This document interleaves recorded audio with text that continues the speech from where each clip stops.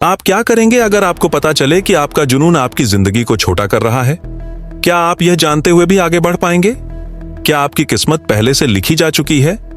यह है माइक मात्राज्जो की कहानी, एक ऐसे बॉडी बिल्डर की जिसने न केवल इंसानी शरीर की शारीरिक सीमाओं को धक्का दिया, बल्कि अपनी नश्वरता की कठोर सच्चाई का भी सामना किया। अपने करियर के दौरान माइक ने साफ दिखाया कि वह बॉडी बिल्डिंग के अपने प्यार की बहुत बड़ी कीमत चुका रहा था। यहां तक कि उसने अपने दुखद अंत की भविष्यवाणी भी कर दी थी। वह यहां तक कैसे पहुंचा? उसने आने वाली पीढ़ियों को क्या सबक दिया? तैयार हो जाइए एक भावनात्मक और खुलासा करने वाली यात्रा के लिए जो पेशेवर बॉडी बिल्डिंग के सबसे अंधेरे पहलू को उजागर करती है। माइक मात्राज्जो का जन्म 8 नवंबर 1965 को बोस्टन, मैसाचुसेट्स में एक इतालवी मजदूर वर्गीय परिवार में हुआ। बोस्टन, जो अपने मजबूत चरित्र और मेहनत की संस्कृति के लिए मशहूर है, ने माइक के व्यक्तित्व पर अमिट छाप छोड़ी। वह ऐसे माहौल में बड़े हुए जहां मेहनत करना विकल्प नहीं बल्कि जरूरत थी। कम उम्र से ही माइक को खेलों में, खासकर बॉक्सिंग में दिलचस्पी थी। एक ऐसा अनुशासन जिसने उसे सहनशक्ति, अनुशासन और लगातार संघर्ष जैसे मूल्य सिखाए।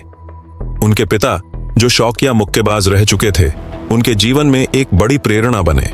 परिवार की कहानियों में आता है कि बचपन में माइक अपने घर के तहखाने में घंटों पंचिंग बैग पर मुक्के मारते रहते थे, यह सोचते हुए कि एक दिन वह चैंपियन बनेंगे। लेकिन माइक के लिए बॉक्सिंग सिर्फ एक शौक से ज्यादा थी। यह उनके लिए अपनी ऊर्जा और निराशा को दिशा देने का माध्यम था। बोस्टन में पले बढ़ने का मतलब लगातार चुनौतियों का सामना करना था, और माइक ने इन्हें स्वीकार करना सीख लिया था। हर मुक्का शाब्दिक और प्रतीकात्मक वह सिर ऊंचा रखकर झेलते थे। 14 साल की उम्र में ही वह कई स्थानीय प्रतियोगिताएं जीत चुके थे और समुदाय में एक युवा उम्मीद के रूप में सम्मान पा चुके थे। जैसे जैसे वह बड़े हुए, उनका मजबूत शरीर और आगे बढ़ने की चाह और स्पष्ट हो गई। किशोरावस्था में उन्होंने बॉडी बिल्डिंग की दुनिया खोजी, पहले बॉक्सिंग के प्रशिक्षण को पूरा करने के लिए, लेकिन यह जल्दी ही एक जुनून बन गया। शुरुआत में वह ताकत बढ़ाने के लिए वेट उठाते थे, लेकिन उन्हें उस एहसास से प्यार हो गया।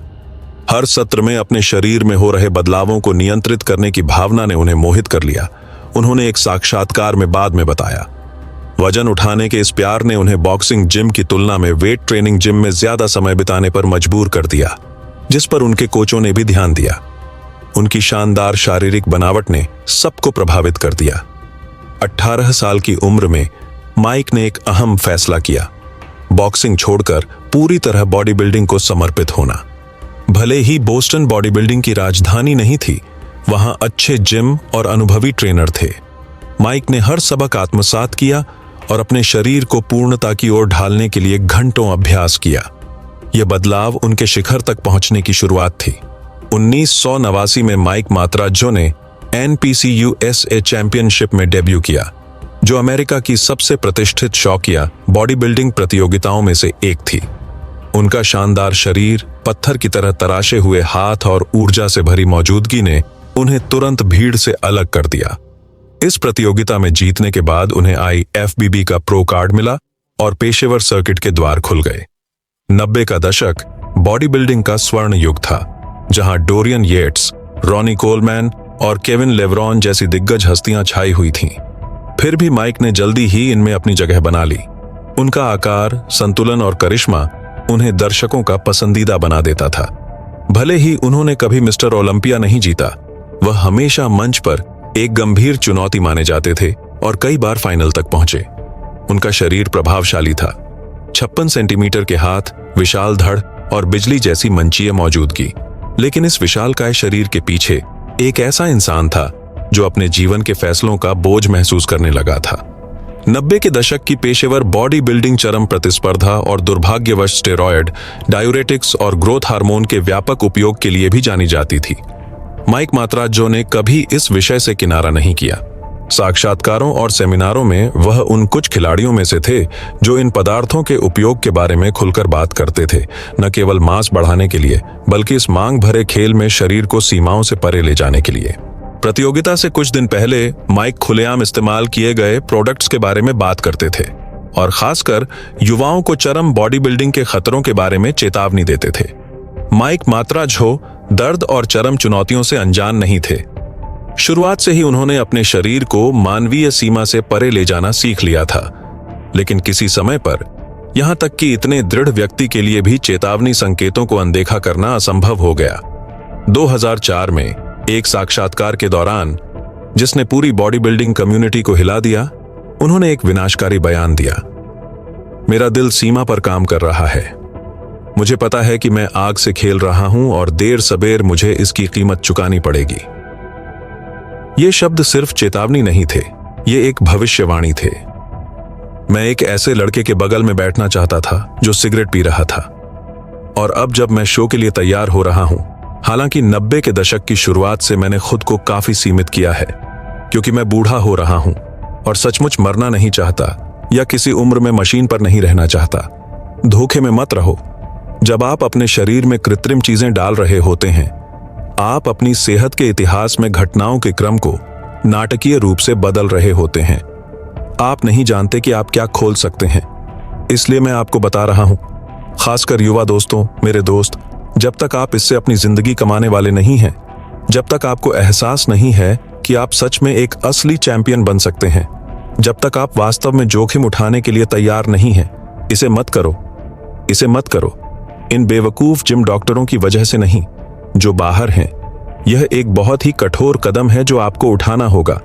और फिर भी, जैसा कि मुझे लगता है कि यहां हर कोई समझता है, मैं स्वयं भी, जब मुझे किसी शो के लिए तैयार होना होता है, तो मुझे इसके साथ सच में समस्या होती है। मुझे यह करना नफरत है। माइक वर्षों तक स्वास्थ्य संबंधी समस्याओं से पीड़ित रहे। सांस लेने में कठिनाई, धड़कन तेज होना, छाती में दर्द। उनका शरीर बता रहा था कि कुछ गड़बड़ है, लेकिन उनके बॉडी बिल्डिंग के प्रति प्रेम और उच्च स्तर पर प्रतिस्पर्धा की लगातार दबाव ने उन्हें अपने संकेतों की अनदेखी करने के लिए मजबूर कर दिया। इस दौरान माइक के करीबी दोस्तों ने बदलाव नोट करना शुरू कर दिया। उनके प्रशिक्षण कम आवृत्ति वाला हो गया, और हालांकि उन्होंने कठोर दिनचर्या बनाए रखी, उसकी तीव्रता पहले जैसी नहीं रही। फिर भी उनकी कार्य नैतिकता अडिग रही। उनके दिमाग में वह अब भी वह युवा था जो सुबह जल्दी उठकर बॉक्सिंग बैग पर मुक्के मारता था। सबसे ध्यान खींचने वाली बात उनकी स्पष्टता थी, विशेष रूप से पदार्थों के सेवन के बारे में। उस समय अधिकांश बॉडी बिल्डर स्टेरॉयड या डायूरेटिक्स के बारे में बात करने से बचते थे, लेकिन माइक अपनी सीधे सपाट शैली के प्रति वफादार ने स्पष्ट रूप से कहा कि अत्यधिक उपयोग उनके करियर का एक आवश्यक हिस्सा था। चिकित्सकीय चेतावनियों के बावजूद माइक ने प्रशिक्षण और प्रतियोगिताओं में भाग लेना जारी रखा, लेकिन भीतर ही भीतर वह जानते थे कि उनका समय समाप्त हो रहा है। हर प्रतियोगिता, हर इंडोर अभ्यास उनके द्वारा पूर्वानुमानित नियति के खिलाफ प्रतिरोध का एक कार्य था। सेवानिवृत्ति हल्के फैसले के रूप में नहीं लिया गया। वर्षों तक उन्होंने बॉडी बिल्डिंग के लिए जीवन जिया था। अपने शरीर को कमजोर होते देखना किसी भी चरम प्रशिक्षण से अधिक दर्दनाक था। हालांकि उनकी स्थिति खराब थी, उन्होंने हार नहीं मानी। मैं वह आदमी था जो सोचता था कि मैं अपने 90 के दशक तक बिना किसी समस्या के जाऊंगा। 38 साल में ओपन हार्ट सर्जरी, हास्यास्पद। ये युवा लोग अब इसमें कूद रहे हैं, और अभी भी मुझे 16, 17, 18, 19 साल के लड़कों से ढेरों पत्र मिलते हैं। मुझे बता रहे हैं कि वे कौन से साइकिल कर रहे हैं। वे पागल हैं। मुझे नहीं पता कि इन लोगों के साथ क्या समस्या है। उनके पास ऐसा करने का कोई कारण नहीं है। मैं केवल इतना कह सकता हूं कि किसी भी कारण से अपने शरीर में कृत्रिम चीजें मत डालो। काश मैं पीछे लौट सकता, क्योंकि जब मैं एक मुक्केबाज था तो मैं किसी धूम्रपान करने वाले लड़के के बगल में भी नहीं बैठता। मैं उठकर चला जाता। मुझे अपने फेफड़ों में कैंसर का डर था। फिर भी बॉडी बिल्डिंग आसान नहीं था। प्रतियोगिताएं और प्रायोजक तेजी से गायब हो गए। माइक को विकल्प खोजने पड़े। उन्होंने स्थानीय जिम में पर्सनल ट्रेनर के रूप में काम किया और छोटे सम्मेलन में व्याख्यान दिए, लेकिन क्या उन्हें वह बनाया? और भी बुरी बात, पेशेवर सर्किट में जो मान्यता उन्होंने कभी प्राप्त की थी, उसका नुकसान। इसके बावजूद उन्होंने कभी संघर्ष नहीं छोड़ा। उनके जीवन के अंतिम साक्षात्कारों में माइक ने उन फैसलों पर गहरा अफसोस व्यक्त किया जो उन्हें खाई के किनारे ले गए थे, लेकिन साथ ही बॉडी बिल्डिंग के स्वर्ण युग में सक्रिय होने पर गर्व भी जताया। भावनात्मक संघर्ष उतना ही तीव्र था जितना कि शारीरिक संघर्ष। उनके कई दोस्तों और परिवार ने देखा कि उनकी सेवानिवृत्ति के बाद उनका व्यक्तित्व बदल गया था। मुझे पता है कि उम्र बढ़ती है और चीजें बदलती हैं, लेकिन जिस रूप में वह थे और जिस स्थिति में वह थे, अब भी उनका अनुशासन दिखाई देता था। दृढ़ और ऊर्जावान व्यक्ति अब भावनात्मक थकान के संकेत दिखा रहे थे, जो न केवल उनकी स्वास्थ्य स्थिति बल्कि उनकी पहचान खोने के कारण था। माइक की ईमानदारी, उनके स्वास्थ्य की स्थिति और पदार्थों के सेवन के बारे में उनके खुलासे ने बॉडी बिल्डिंग समुदाय में मिश्रित प्रतिक्रियाएं पैदा की। कुछ उनकी बहादुरी की सराहना करते थे, जबकि अन्य ने उन्हें खेल के रहस्यों को उजागर करने के लिए आलोचना की।